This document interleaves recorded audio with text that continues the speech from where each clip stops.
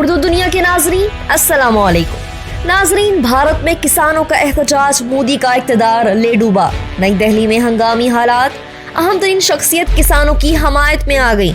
मोदी की मुश्किलात में इजाफा हो गया।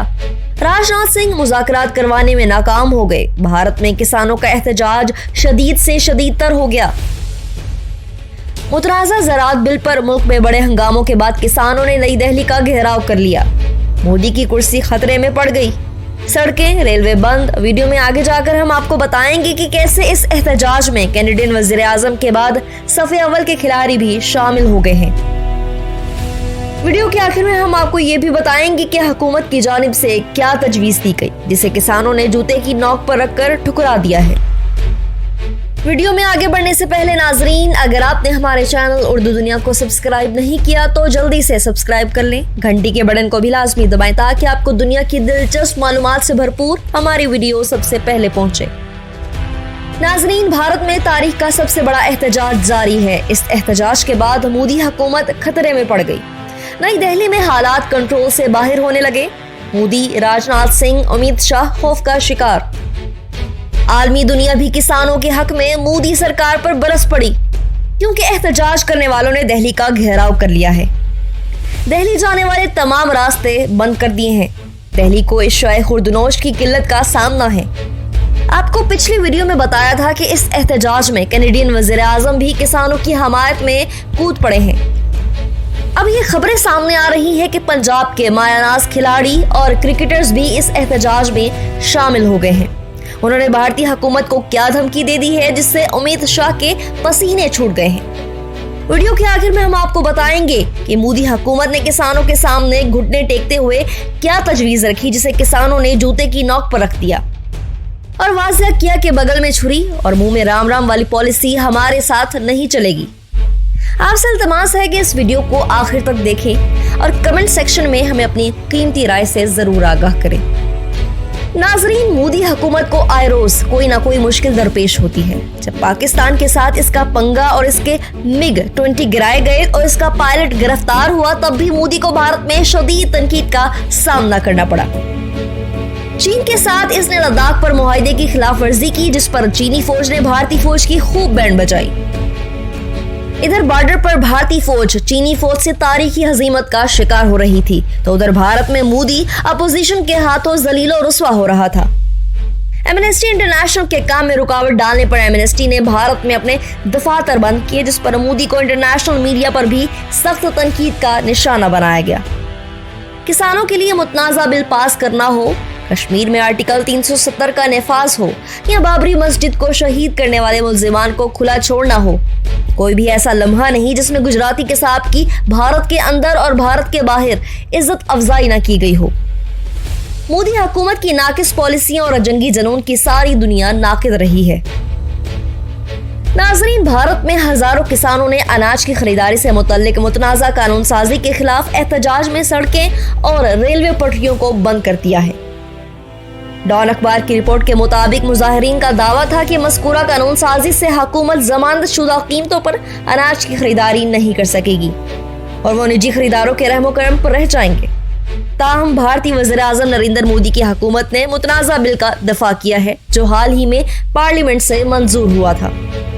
हुकूमत की जानिब से दावा किया जा रहा है कि इस्लाहात के जरिए शोबा ज़राअत को कदीम कवानीन से निजात मिलेगी और किसान को वॉलमार्ट जैसे बड़े खुर्दा फरोशों यानी कि रिटेलर्स को फरोख्त करने की इजाजत होगी।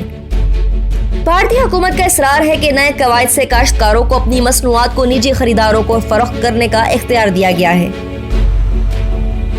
ताहम इन जमानतों के बावजूद नरेंद्र मोदी की हुकूमत को ऐसे वक्त में किसानों के सबसे बड़े एहतजाज का सामना करना पड़ रहा है, जब तीसरी सबसे ज्यादा आबादी वाली रियासत बिहार में असेंबली के इंतखाबात होने में चंद हफ्ते बाकी हैं।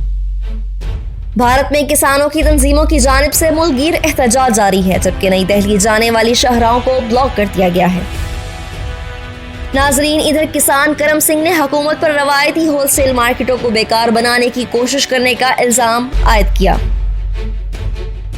फार्म कायदीन का कहना था कि भारत की 7,000 से ज्यादा रेगुलेट होलसेल मार्केटों ने काश्तकारों को बरवक्त अदायगी यकीनी बनाने में अहम किरदार अदा किया। उन्होंने कहा कि इस नए कानून ने भारत के तकरीबन 85% गरीब किसान बनाए हैं, जो 5 एकड़ से भी कम अराजी के मालिक हैं।